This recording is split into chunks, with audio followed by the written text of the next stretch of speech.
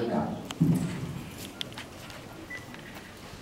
عقدنا الندوة هذه وباقتراح الأخ جمع رجيلي اللي كان يكلم الدكتور، واقتراح وجيه يواجه.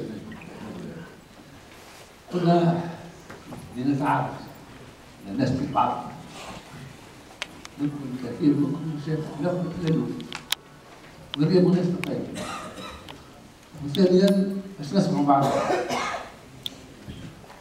ونتبادلوا مع بعضنا الرأي ونتخالفوا مع بعض في جمالنا واكتشفوا مع بعضنا شنو هو الحزب الذي نحن ننتمي إليه.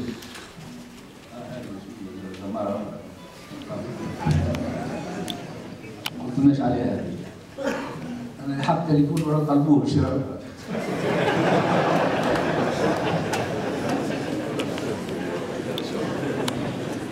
باش نعرفوا أن الحركة هذه شنو هي المراجع نتاعها، وشنو هي الثوابت نتاعها، وشنو هي البرامج نتاعها الحينية والمستقبلية، التوجهات المستقبلية. وهذا باش نقولوا فيه في الإجابة هي الورشات، نفس جديد الورشات. أما الإخوان راهم مشهورين، نسمع في كذا نتكلم عليه في رضا الحاج المدير المديري طايف، في نور الدين بن تيشا أيضا وين غايبين في قبلي، لأن عندنا ندوة في قبلي معهم سي إبراهيم القصاص، وقبلي مش قريبة. احنا قبل تونس نقولوا قبلي نمشي قبلي نقضي حاجتي من ولدي، أنا أكيد في مدينة أخرى، لكن توا قبلي ولا في الناس. هو فرق نهار في سوسة وفي قبلي وليدات تونس موجود.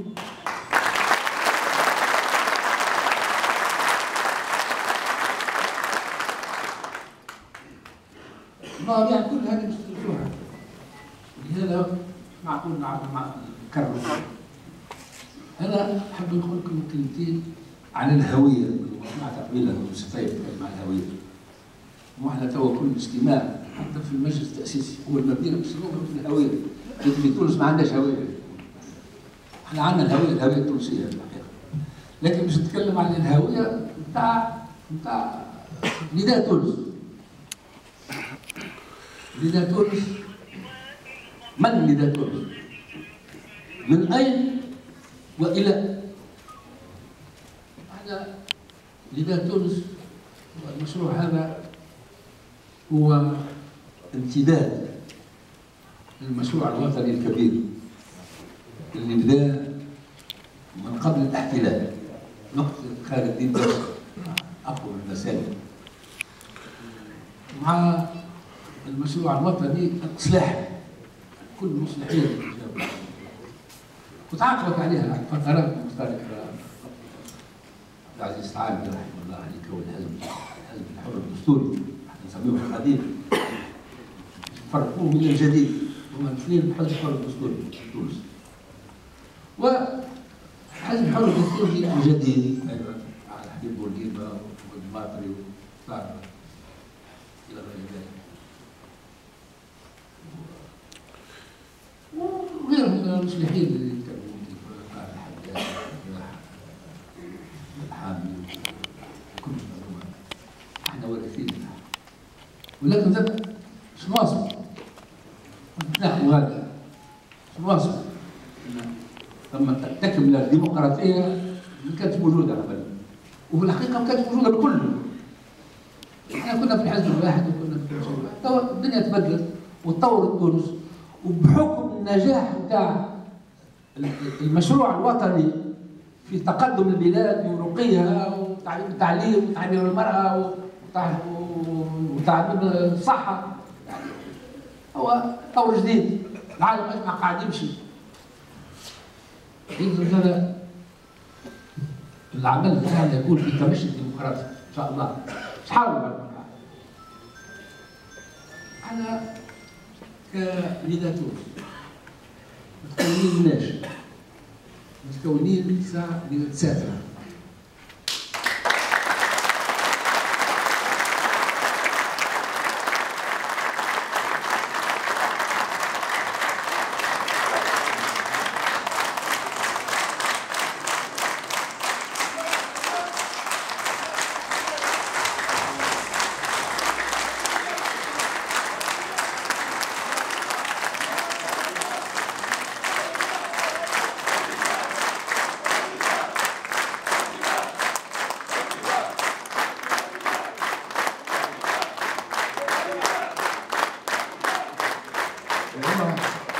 وكما برشا يحبوا يتناسوا يا اخي هذا ما نسيتوش.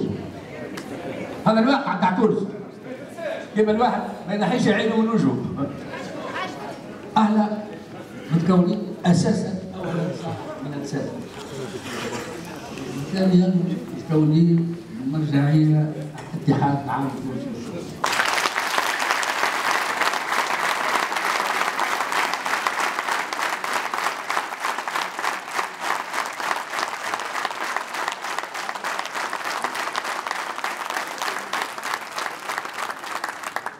كل حساسيات التشكيلات الاجتماعيه في تونس، اتحاد الفلاح، اتحاد الصناعه والتجاره، والاتحاد النسائي،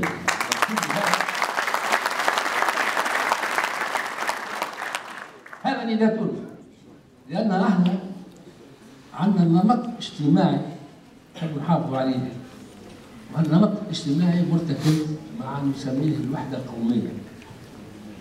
وخلقناكم وجعلناكم أمة وسطا لتكونوا شهداء على الناس ويكون الرسول عليكم شهيدا.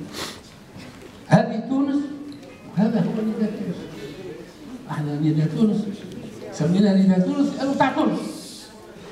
ما جاش من المريخ ولا من الجابون ولا من شيرات أخرى. والهوية بتاعنا هذه هي هويتنا. هوية تونسية، ما يكفيش يعني هوية تونسية.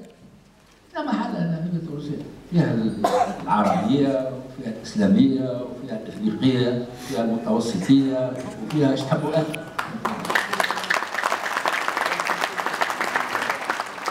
لكن هذه هويتنا نشرف بها.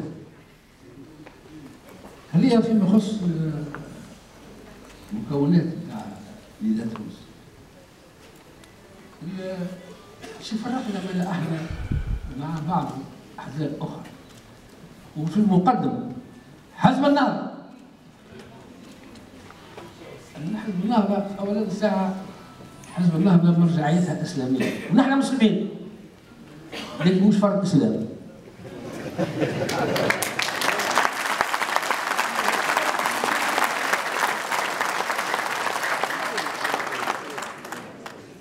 احنا الاسلام تاعنا تونسي اللي ولدنا القنان المشايخ تاعنا تاع جامعه الزيتون وهذاك هو الاسلام تاعنا تاع امنا وتاع ابونا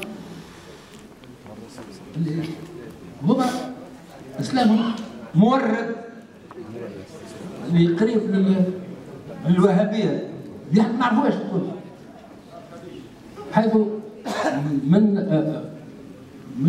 بدايه المركب بدينا نقدسوا. هذه ساعة خلاف أولي ما بيناتنا. سنين. هما ناس ما يتفاهموش مع غيرهم. يحبوا يحكموا وحدهم. توا في تونس والله فاهم.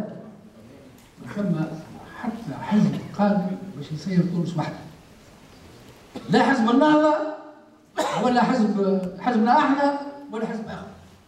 تونس ما سيرها كان التوافق العريض بين كل الحساسيات السياسيه باش كل انسان يعتبر نفسه تونس نتاعو يعتبر نفسه مشارك في السلطه نتاع بلاده. هذه اخواتي والاخوان في النهضه ما عندهمش الفكره هذه. ما يحبوا يحكموا الا وحدهم وما ينجموش يحكموا وحدهم.